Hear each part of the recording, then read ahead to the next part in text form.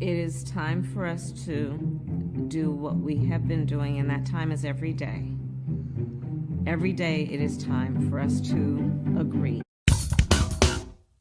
It's hard to believe that it's only been 2 weeks since Joe Biden dropped out of the presidential race and 1 week since Kamala Harris has obtained all of the delegates needed to become the Democrat nominee. Now, of course, the big narrative right now is that she's incredibly popular. She's got all of the tailwinds. She has the momentum. She is crushing Donald Trump in the polls. However, of course, reality is starkly different, because if you go over and look what the news was just a little while ago, you can see that, yes, Kamala Harris was, in fact, the least popular vice president in history. She was polling below Joe Biden. And now all of a sudden, we're supposed to believe that she is the one who is going to save the Democrat Party. She is the one that America is clamoring for. All right. So she is the new toy that the media is trying to prop up. And of course, it will not work in the long run, as we're going to see pointed out here by Joe Rogan. But before we get to the clips, please like and comment so we can break through the algorithms. Here we go. It all bothers me, the fragility of the human mind. You know, that everybody forever was like, Kamala Harris is the worst vice president. She's the least popular vice president of all time. And then in a moment in time, all of a sudden she's our solution. She's our hero. Everybody's with her. All these social media posts about her. Try Googling a negative story on her. You won't find one. So... Ta-da! Okay, you've got me started, Officer Harris. So they've been doing this live for years. So in 2019, our pal Tulsi absolutely nuked her in that second debate. And Right. if you looked at charts at the time, she's kind of, Officer Harris is like doing okay. First debate, she comes out, Joe Biden, you're a racist. The Democrats were looking for an alternative to Bernie Sanders that wasn't Biden. She starts going up in the polls, right? Second debate comes out. Tulsi, being a good Hawaiian, knows how to roast the pig. Just completely slams her. Not only that, she has no counterpunch. She goes on Anderson Cooper and she's like, well, I'm a top tier candidate, so of course people are going to take shots at me. That's her answer. She immediately starts going down in the polls. It's that day. You can see it on the chart I have on my Twitter. All the articles at the time that did an autopsy on Kamala Harris's failed campaign didn't mention Tulsi once. Yeah. It was BBC, LA Times, Reuters, New Yorker. A guy from the Washington Post just did a piece looking back on her campaign, didn't mention Tulsi either. Isn't that wild? They completely pretend it didn't happen. Well, it just shows you that what they're looking for is not what they say they're looking for. Yeah. Yes, the gaslighting has officially begun, and between big tech like Google trying to change search algorithms for Kamala Harris and the mainstream media trying to come out and say, yeah, she was never actually the border czar, they're going to try to twist that public perception that we have about the worst VP in history. Now, the question is, how many people will actually fall for it? And as Joe Rogan points out, he's disappointed basically in the perception people have on how easily fooled, how easily tricked they can be. However, in this day and age, people who are actually in the know and follow correct information can receive enlightenment of truth versus everyone else who's got their heads stuck in the leftist bubble who doesn't want to see reality whatsoever. But of course, the perception, as we've been saying, is that Kamala Harris is incredibly popular and everyone loves her, despite the fact she really has no groundswell of support whatsoever. Let's see this pointed out by Andrew Schulz. My honest opinion on Trump, no jukes or deflection, he's very enticing. He's incredibly enticing. And I think that he's enticing because I think the Democrats have utterly failed to inspire us in any way, shape, or form. And that burden is now on Kamala, someone who is not... Kamala, Vice President Kamala Harris. Sorry, Kamala, who is someone who is not the nominee because of the democratic process. And she is a huge burden to inspire. And I think that it's nice to see somebody that is bucking the system, especially when the systems you feel have left you down. Is he still bucking the system? No.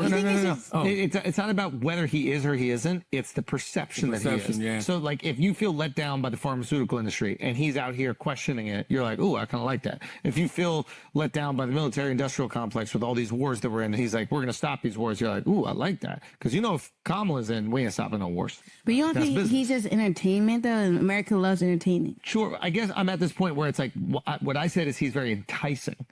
the enticement comes from the fact that he's calling out these institutions that have let me down and let Americans down, right? So if you're critical of institutions that I've lost faith in, then naturally I'm going to be like, all right, that sounds kind of fire. And if the other candidate isn't also critical of them, I start to go, wait a minute, are you just a shill for these institutions that keep letting Americans down?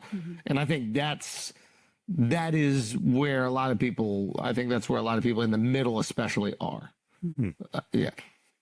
Enticing, what a great word to describe Donald Trump. A lot of people who did not support him back in 2020 are coming around and giving him a second thought because Kamala Harris doesn't have any popularity. A person who has never won a primary is now leading the ticket for the Democrats, and she is not inspiring. Something else Andrew Schulz also points out, right? The whole Democrat Party is basically lockstep in line with the leftists, which is not where America is. So every single person out there who has lost faith in the institutions, as is mentioned, they're now saying, hey, Kamala Harris, what are you exactly for? What are you against? Can you please give us some clarity? Because we know in the past that she was against a border wall. We know she's against the Second Amendment.